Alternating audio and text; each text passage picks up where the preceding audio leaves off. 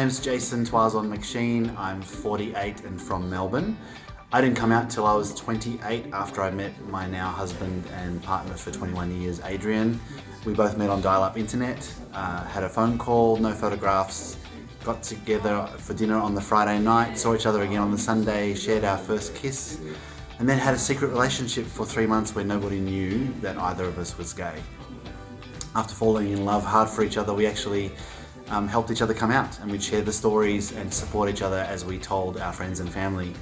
Hi, I'm Emma. I'm 36 years old and I identify as a lesbian.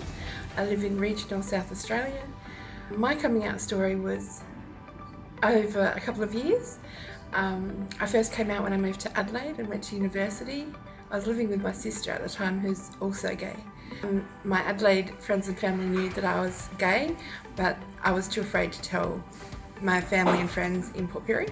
So eventually everybody found out, and I did lose friends and some family weren't supportive, but the LGBTQ community that I've gained since then has just been awesome, and nothing could change my mind about coming out. My name's Matt. I'm 31 and I live in Adelaide, South Australia. I identify as bisexual.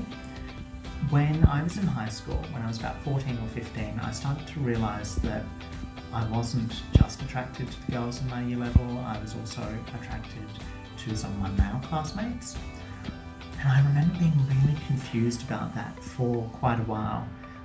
I kind of thought I either had to be straight or gay, that there was no other option. And it probably took me a good 6 months to really make sense of it before I reached a point where I was comfortable actually saying to myself, yeah, I'm bisexual.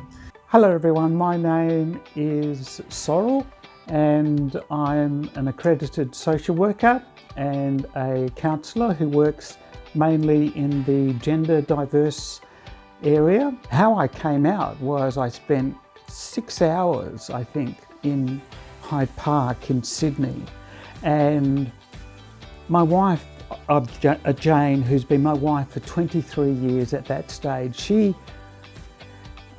knew something was up, but it took me 6 hours to try and find some way of telling her what was on my heart. And then I saw a group of 4 children, 4 little girls playing over a little way with their mother. And I just said to Jane, you see those 4 girls over there? I said, I wish I had that opportunity of being a little girl playing with their mum. And I thought Jane was going to leave me. I thought it was going to be the end of everything that I owned, that I knew, that I loved. And in actual fact, it turned out to be the very beginning. Hey, how you going? My name's Ricky. I'm a queer person here in the LGBTIQA+ community. My coming out was an interesting experience. I initially realised when I was quite young, around the age of 11 or 12, that I was attracted to women, and unfortunately when I reached out to speak with someone, they told me it was a phase and I would grow out of it. So I kind of kept it hidden for a good 8 years, and then gained the confidence to revisit the idea that perhaps I was bisexual at the time, or even a lesbian. And at that point, I spoke to someone who was quite supportive and encouraged me to become more comfortable with who I was. To those of you who are still in the closet, I understand where you come from, but the sooner you find some support to help you come out, the better your life will be, and you won't look back. Not one day will you regret being your actual self. I know that coming out is different for everybody, and everybody has a different story to tell. No one else should get to decide when you come out, but when you choose to do so, there's an awesome family of beautiful, amazing people ready to welcome you with open arms, and anything you lose from coming out is more than multiplied by the family you gain. So if anyone's thinking about coming out, do it at your own time and with the people you feel safest, but know that it's a wonderful, beautiful thing, and there's a fabulous community waiting to welcome you. My main message for someone would be It's up to you when you come out, how you come out, who you come out to. You don't need to be out and proud to the whole world unless you want to be. And if you feel like you're not ready and that you want to stay in the closet for the time being, there's no shame in doing that either. It's a matter of what's right for you when it's right for you. Regardless of who you are or what your sexuality is, you're amazing being exactly who you are. The one wonderful message that I have to share was a photograph that Jane gave me last night. She's just come back from Berlin, and it's a picture of two little children playing on just inside the Berlin Wall, and all the barbed wire was across them. And transition is kind of like that.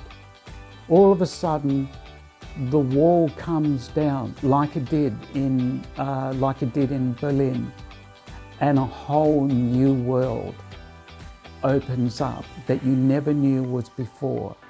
And that's what happened to me. I came out and I made lots of new friends.